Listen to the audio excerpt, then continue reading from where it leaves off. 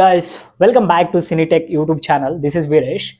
ಸ್ನೇಹಿತರೆ, ಇವತ್ತು ನಾನು ಒಂದು ಸ್ಫೂರ್ತಿದಾಯಕ ವಿಚಾರಗಳನ್ನ ಮಾತಾಡಬೇಕು ಅಂತ ನಿಮ್ಮ ಮುಂದೆ ಬಂದಿದ್ದೀನಿ. ಏನಕ್ಕೆ ಅಂತಂದ್ರೆ, ಸ್ಫೂರ್ತಿದಾಯಕ ವಿಷಯಗಳು, ಇನ್ಸ್ಪಿರೇಷನಲ್ ಥಾಟ್ಸ್ ಅಂತಾರಲ್ಲ, ಅದು ಜೀವನದಲ್ಲಿ ಏನಾದರೂ ಮಾಡಬೇಕು ಅನ್ನೋನಿಗೆ ತುಂಬಾ ಮುಖ್ಯವಾದ ವಿಷಯ ಆಗುತ್ತೆ. ಯಾಕಂದ್ರೆ ಸಾಧಕರೇ ಹೇಳ್ತಾರೆ, ನಿಮಗೆ ನೀವೇ ಇನ್ಸ್ಪೈರ್ ಆಗಬೇಕು, ಆಮೇಲೆ ಗೆದ್ದಿರೋರ ಮಾತುಗಳನ್ನ ಕೇಳಿಸ್ಕೋಬೇಕು, ನಾವೇ ಇನ್ಸ್ಪೈರ್ ಆಗಿ ಮುಂದೆ ಹೋಗ್ತಾ ಇದ್ರೆ ಒಂದಲ್ಲ ಒಂದಿನ ಕೈ ಸಿಗುತ್ತೆ ಅಂತ ಹೇಳ್ತಾರೆ.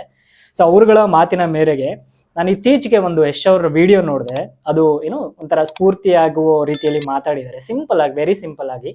ಆ ವಿಡಿಯೋ ಬಗ್ಗೆ ಮಾತಾಡಬೇಕು ಅನಿಸ್ತು, ಅದಕ್ಕೋಸ್ಕರ ನಾನು ಇವತ್ತು ಬಂದಿದ್ದೀನಿ.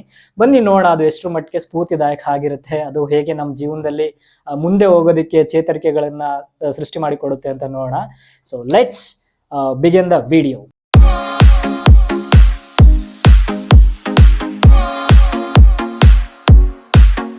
ಸೊ ನಾನು ಒಂದು ವಿಡಿಯೋ ನೋಡೋಣ. ಈಗ ಯಶ್ ಅವ್ರದ್ದು ಒಂದು ವಿಡಿಯೋ ನೋಡಿದೆ ಅಂತ ಹೇಳಿದ್ನಲ್ಲ, ನೋಡೋಣ ಅದು ಏನು ವಿಡಿಯೋ ಹೇಗೆ ಮಾತಾಡಿದ್ದಾರೆ ಅಂತ. ಅದು ನೋಡೋದಕ್ಕಿಂತ ಮುಂಚೆ ಚಿಕ್ಕದಾಗಿ ಯಶ್ ಬೆಳೆದು ಬಂದ ಹಾದಿ ನಮಗೆ ಗೊತ್ತಿದೆ, ಚಿಕ್ಕದಾಗಿ ನೋಡ್ಕೊಂಬರೋಣ ಇನ್ನೊಂದ್ಸರಿ. ಸೊ ಅವರು ತುಂಬ ಚಿಕ್ಕ ಕುಟುಂಬ, ತುಂಬ ಹಳೇ ಜಗಲಿ ಮೇಲೆ ಕುತ್ಕೊಂಡು ಕನಸು ಕಂಡಿರುವಂಥ ವ್ಯಕ್ತಿ ಈಗ ಇಡೀ ಕನ್ನಡ ಇಂಡಸ್ಟ್ರಿನೇ ಬದಲಾವಣೆ ಮಾಡುವಷ್ಟು ಎತ್ತರಕ್ಕೆ ಬೆಳೆದಿದ್ದಾರೆ. ಅದನ್ನು ನಾವು ನೋಡ್ತಾನೆ ಇದ್ದೀವಿ. ಅದು ಹೇಗೆ ಸಾಧ್ಯ? ತುಂಬ ಕಠಿಣಕರವಾದ ವಿಷಯ, ಆದರೂ ಗೆದ್ದಿದ್ದಾರೆ ಅವರು. ಹೇಗೆ? ಅವ್ರ ಕಿರುಪರಿಚಯ ಚಿಕ್ಕದಾಗಿ ನೋಡೋಣ ಅವ್ರ ಬಗ್ಗೆ. ಏನು ಅಂತಂದ್ರೆ, ಅವರು ಯಾವುದೋ ಒಂದು ಸಣ್ಣ ಹಳ್ಳಿ ಜಗಲ್ ಮೇಲೆ ಕುತ್ಕೊಂಡು ಆಕ್ಟರ್ ಆಗ್ಬೇಕನ್ನೋ ಕನಸು ಕಾಣ್ತಾರೆ. ಕಂಡಿರೋ ಕನಸನ್ನ ನೆನಸು ಮಾಡ್ಕೊಳ್ಳೋದಕ್ಕೆ ಇದ್ದಕ್ಕಿದ್ದ ಹಾಗೆ ಬೆಂಗಳೂರಿಗೆ ಹಾರ್ತಾರೆ. ಬೆಂಗಳೂರಿಗೆ ಹಾರಿ ಇರೋದಕ್ಕೆ ನೆಲೆ ಇಲ್ಲದೆ, ಬಳಸ್ಕೊಳ್ಳೋದಕ್ಕೆ ಬೇಕಾಗಿರೋ ಬೇಸಿಕ್ ಫೆಸಿಲಿಟಿಗಳಿಲ್ಲದೆ, ಮೆಜೆಸ್ಟಿಕ್ಗಳಲ್ಲಿ ಬಸ್ ಸ್ಟ್ಯಾಂಡ್ಗಳಲ್ಲೆಲ್ಲ ಮಲ್ಕೊಂಡು ರಾತ್ರಿ ಎಲ್ಲ ಕಾಲ ಕಳೀತಾರೆ. ಕಾಲಾಂತರಗಳಲ್ಲಿ ಯಾವುದೋ ನಾಗಾಭರಣ ಅವರ ನಾಟಕ ತಂಡಕ್ಕೆ ಸೇರ್ಕೋತಾರೆ. ಅಲ್ಲಿಂದ ಸೇರ್ಕೊಂಡ್ಮೇಲೆ ಅಲ್ಲಿ ನಾಟಕಗಳನ್ನ ಮಾಡ್ತಾ ತುಂಬ ಚಿಕ್ಕದಾಗಿ ಸೀರಿಯಲ್ಗೆ ಪರಿಚಯ ಆಗ್ತಾರೆ. ಸೀರಿಯಲ್ಗಳಲ್ಲಿ ಸುಮಾರು ಬೇರೆ ಬೇರೆ ಥರದ ಪಾತ್ರಗಳನ್ನು ಮಾಡ್ತಾ ನಿಧಾನಕ್ಕೆ ಹೊಸ ಪ್ರೊಡ್ಯೂಸರ್ಗಳ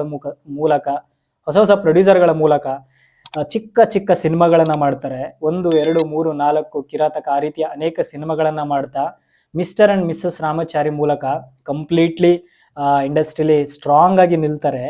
ನೆಕ್ಸ್ಟ್ KGF ಅಂದಮೇಲೆ ನಿಮಗೂ ಗೊತ್ತಿದೆ ಯಾವ ರೇಂಜಲ್ಲಿ ಅವರು ಬೆಳೆದ್ರು ಅಂತ. ಸೊ ಅದು ಈಗ ತುಂಬ ಬ್ಯಾಕ್ ಡ್ರಾಪ್ ಇಂದ ಇಂಡಸ್ಟ್ರಿ ಬರೋರಿಗೆ ವೆರಿ ವೆರಿ ಸ್ಟ್ರಾಂಗ್ ಆಗಿರೋ ಇನ್ಸ್ಪಿರೇಷನಲ್ ವ್ಯಕ್ತಿ ಅಂತ ಅನ್ಸ್ಕೊಳ್ತಾರೆ. ಸ್ಫೂರ್ತಿದಾಯಕ ವಿಡಿಯೋ ಇದೆ, ನೋಡೋಣ ಅಂತ ಹೇಳಿದ್ದೆ. ಅದು ಏನು ಅಂತ ನೋಡೋಣ, ಬನ್ನಿ. ಸತ್ಯ ನಾನು ಅರ್ಥ ಮಾಡ್ಕೊಂಡಿದ್ದೀನಿ ಜೀವನದ್ದು. ನೀವು ಕಷ್ಟಪಡೋದು ಇದು ಜೊತೆಗೆ ಒಂಚೂರು ಮೈಂಡ್ ಸೆಟ್ ಕ್ಲಿಯರ್ ಆದರೆ, ಆ್ಯಟಿಟ್ಯೂಡ್ ಸರಿಪಡಿಸ್ಕೊಂಡ್ರೆ, ಲೈಫ್ನ ನೋಡೋ ದೃಷ್ಟಿಕೋನ ಸರಿಪಡಿಸ್ಕೊಂಡ್ರೆ ಎಲ್ಲ ಈಸಿಯಾಗಿ ಸಿಗ್ತಾ ಹೋಗುತ್ತೆ, ಎಲ್ಲನೂ ಸಾಧಿಸ್ಬೋದು ಮನುಷ್ಯ ಅನ್ನೋದು ನಾನು ಅರ್ಥ ಮಾಡ್ಕೊಂಡು. ಯಾಕಂದ್ರೆ ನಾನೊಬ್ಬ ಯೂಸ್ಲೆಸ್ ವೇಸ್ಟಾಗಿ ಇರ್ಬೋದಾದಂಥ ಒಂದು ಯೂತ್ ಅಂದರೆ ಒಂದು ಗುಂಪಿದೆಯಲ್ಲ, ಆ ಒಂದು ಗುಂಪಲ್ಲಿ ಬೆಳ್ಕೊಂಬಂದವ್ರು ನಾವು. ಏನೋ ಯೂಸ್ ಇಲ್ಲ ಲೈಫ್, ನಾವೇ ವೇಸ್ಟ್ ಆಗ್ಬಿಡ್ತೀವಿ ಅನ್ನೋ ಫೀಲಿಂಗಲ್ಲಿ ಇಡೀ ಜಗತ್ತು ನಮ್ಮನ್ನು ನೋಡ್ತಿರ್ಬೇಕಾದ್ರೆ ಎಲ್ಲೋ ಒಂದು ಸಣ್ಣ ಆಲ್ಟ್ರೇಷನಿಂದ, ಸಣ್ಣ ಚೇಂಜ್, ತುಂಬ ನಾವೇನು ಸಾಧಕರಾಗಿಲ್ಲ ಅಥವಾ ಏನೋ ಕೆಲಸ ಚೇಂಜ್ ಮಾಡಿದ್ದೀವಿ ಹಂಗಂತ ಸನ್ಯಾಸಿಗಳ ಥರ ಇದ್ದೀವಿ ಲೈಫಲ್ಲಿ, ಏನೋ ಥರ ಏನಿಲ್ಲ.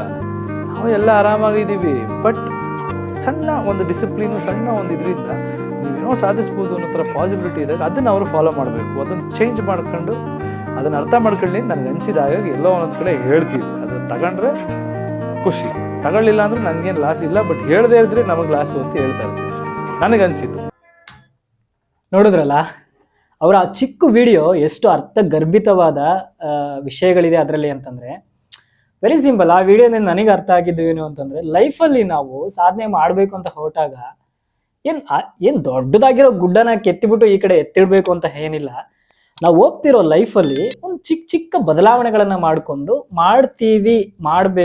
ಮಾಡೇ ಮಾಡ್ತೀವಿ ಅನ್ನೋ ಭಾವನೆಯಲ್ಲಿ ಮಾಡೋ ಕೆಲಸನ ಬಿಡದೇನೆ, ಹೋಪ್ ಕಳ್ಕೊಳ್ಳೋದೇನೆ, ಕಂಟಿನ್ಯೂಸ್ ಆಗಿ ನಿರಂತರವಾಗಿ ಕೆಲಸಗಳಲ್ಲಿ ನುಗ್ಗಿದ್ರೆ ಖಂಡಿತ ನಮಗೆ ಒಂದಲ್ಲ ಒಂದಿನ ಸಿಗ್ತದೆ ಅನ್ನೋ ಭಾವನೆಗಳು ನನಗೆ ಅರ್ಥ ಆಗುತ್ತೆ ಆ ವಿಡಿಯೋ ಮುಖಾಂತರ.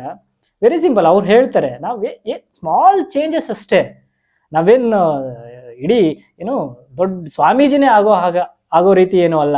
ಆಮೇಲೆ ಎಲ್ಲ ಬಿಟ್ಬಿಟ್ಟು ಏನು ಬೇಡ ನಮಗೆ ಅನ್ನೋ ರೀತಿ ಬಿಟ್ಟು ಕುತ್ಕೊಂಡ್ರೆ ಸಾಧಕರ ಆಗೋದು ಅಂತಲ್ಲ. ಒಂದು ಲೈಫಲ್ಲಿ ಒಂದು ಶಿಸ್ತು, ಒಂದು ಡೆಡಿಕೇಶನ್, ಸ್ಮಾಲ್ ಬದಲಾವಣೆಗಳು, ಆಮೇಲೆ ಮಾಡ್ತೀವಿ ಅನ್ನೋ ಭಾವನೆಗಳು ಮನಸ್ಸಲ್ಲಿ ಇಟ್ಕೊಂಡು ಮಾಡೋ ಕೆಲಸನ ನಿರಂತರವಾಗಿ ಮಾಡಿದ್ರೆ ನಾವು ಗೆಲ್ತೀವಿ ಅನ್ನೋ ಮಾತುಗಳನ್ನು ಅವ್ರು ಆಡ್ತಾರೆ.